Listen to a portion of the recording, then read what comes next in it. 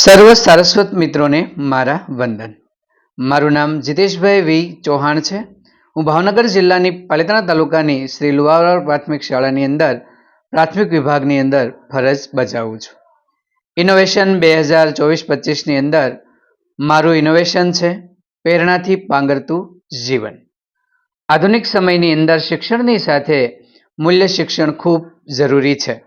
અત્યારને બાળકોને આધુનિક સમયની અંદર ટપુના પપ્પાની ખબર છે, પણ મહાભારતના રામાયણના પાત્રોની ખબર નથી.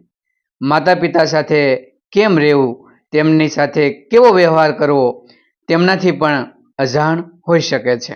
બાળકનું ધ્યેય નક્કી ન હોય, આત્મવિશ્વાસ નક્કી ન હોય, નિડરતા, બહાદુરી જેવા ગુણોનો વિકાસ ન થતો હોય, તેમજ નિરાશા, ચીડિયો સ્વભાવ અને સતત પોતાના જ વિચારોમાં ધૂન રહેનાર એ બાળકોને એક નવી જ પ્રેરણા મળે, કંઈક નવું શીખવા મળે, એ હેતુથી એ સમસ્યામાંથી આ ઇનોવેશન ઊભું થયું અને ધીરે ધીરે આ ઇનોવેશન આગળ વધતા અનેક વિડીયો બનાવી બાળકો સુધી પહોંચાડવાનો પ્રયત્ન કર્યો. જોઈએ આ ઇનોવેશનની અંદર શું રહેલું છે. બાળકોને શિક્ષણ સાથે મૂલ્ય શિક્ષણ મળે તે પણ ખૂબ જરૂરી છે. એ વિચારને આધારે એક સુંદર નવો પ્રયોગ કરવાનું નક્કી કર્યું.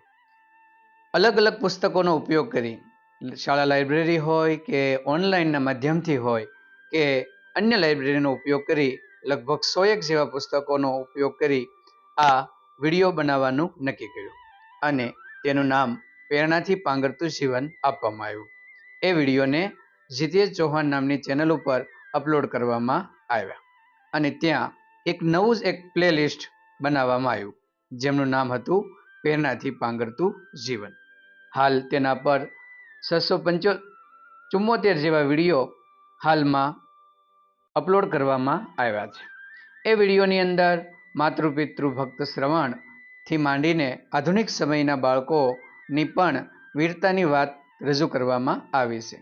સંતો હોય, દેશ વિદેશના તત્વજ્ઞાનીઓ હોય, રમતવીરો હોય, કલા હોય, આમ કોઈ પણ માધ્યમની અંદર જેમણે ખૂબ સુંદર કામ કર્યું હોય એમના જીવનના પ્રસંગો રજૂ કરવામાં આવ્યા. મહાભારત, રામાયણ, ભગવદ્ ગીતા, કુરાન, આમ દરેક ધર્મગ્રંથોના પણ પ્રસંગો આ વિડીયોની અંદર બનાવવાનું નક્કી કર્યું અને બનાવ્યા પણ ખરા.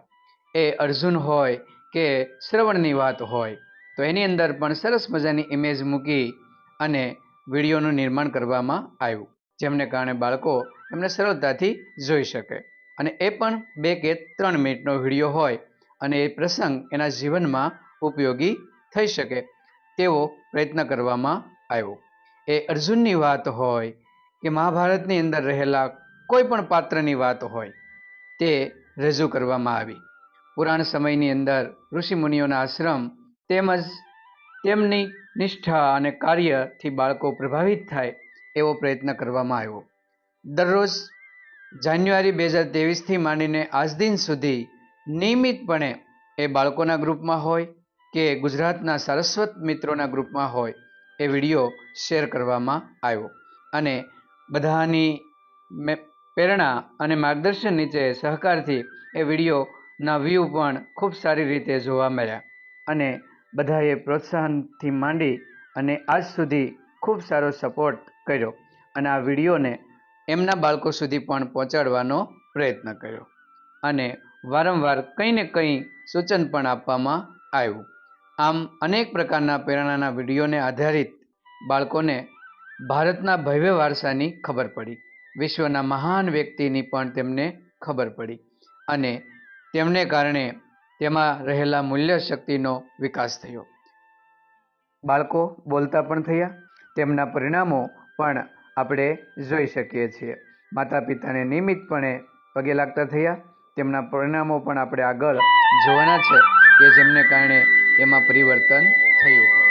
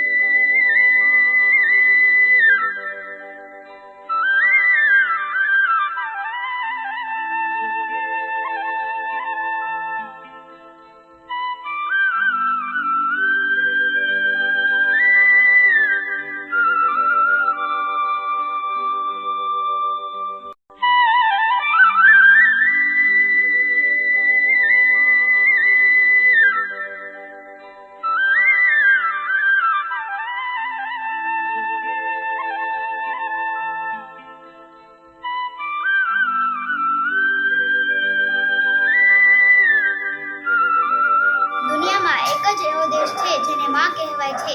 એ દેશ એટલે મારી માં જેવો દેશ ભારત. ભારત માતાની જય બોલાવવાની સાથે જ શરીરમાં નવો રંગ આવી જાય છે. માં માટે કહેવાય છે જનની જોડ સખી નહીં જડે રે. એવી જ રીતે મારા દેશ જેવો બીજો દેશ આખી દુનિયામાં નથી.